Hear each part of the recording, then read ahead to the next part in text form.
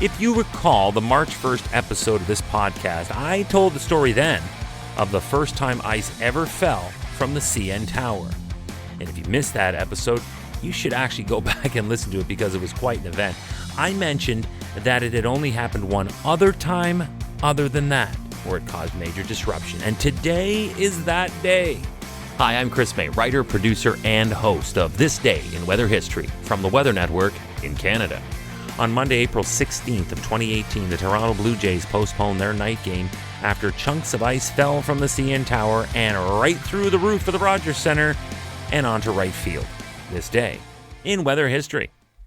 If you listened to yesterday's episode when I was teasing up today, I wasn't kidding when I said that ice postponed a Major League Baseball game in a domed stadium that packed watermelon-sized chunks of ice falling from the sky.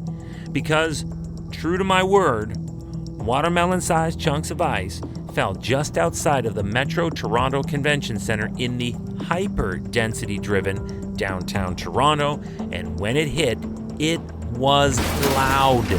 It immediately created mass panic. People were outside screaming, scrambling, ducking for cover as smaller shards just kept raining down and smashing to the ground. Some perspective.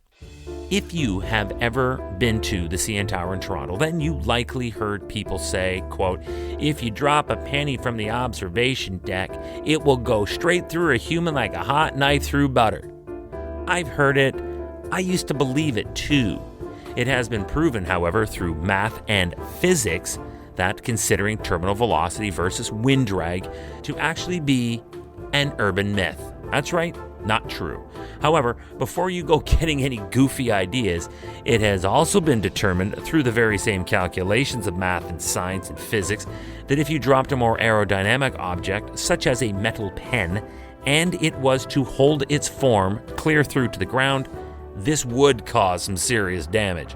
So, that was a very long way of me postulating what would a watermelon-sized chunk of ice falling from the very same CN Tower do when it hit the ground? Yeah, exactly, right? Tell you what, the police thought the exact same thing, and that's why they were first warned of ice falling from the tower as early as 10:30 in the morning and then rolled out the closures shortly thereafter that. Remember that this day in weather history can be enjoyed a number of ways. Right now, you are listening to the full version of today's story on your favorite podcast provider, but there is also the daily podcast video short.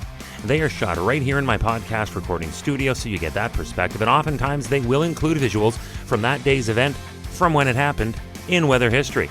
So after listening to the full story, go check out the podcast video short on television or online anytime at theweathernetwork.com/weather history.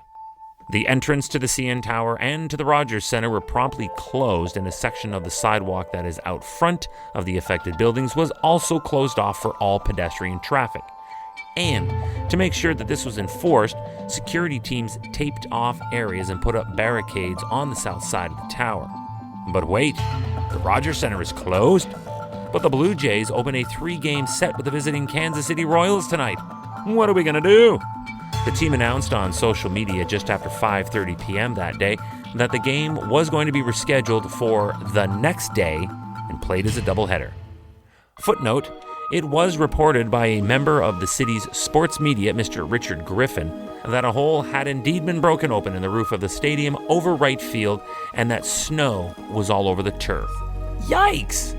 Oh well, the Jays would take both games of the double dip the next day and then go on to sweep away the Royals in the 3-game series. Inconsequential, but I thought I'd mention.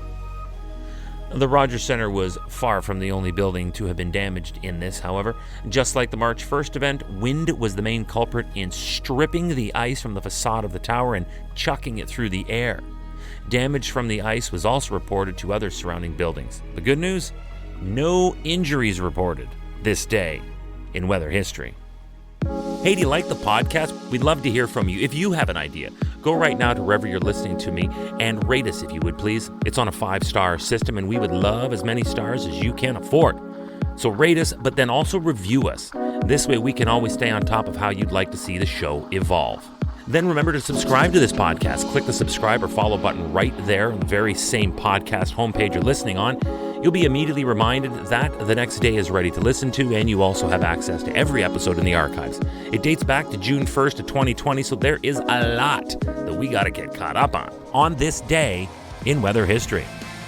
Tomorrow is April 17th, and aside from that being my son's birthday and therefore my favorite day on the calendar, it was also a day back in 1967, the year of the centenary of Canadian Confederation, when Alberta was blasted with the first of what would go on to be their own version of a doubleheader of blizzards. It's a lot, and it's packed like a tight snowball into tomorrow's episode of This Day in Weather History with me, your host, Chris May.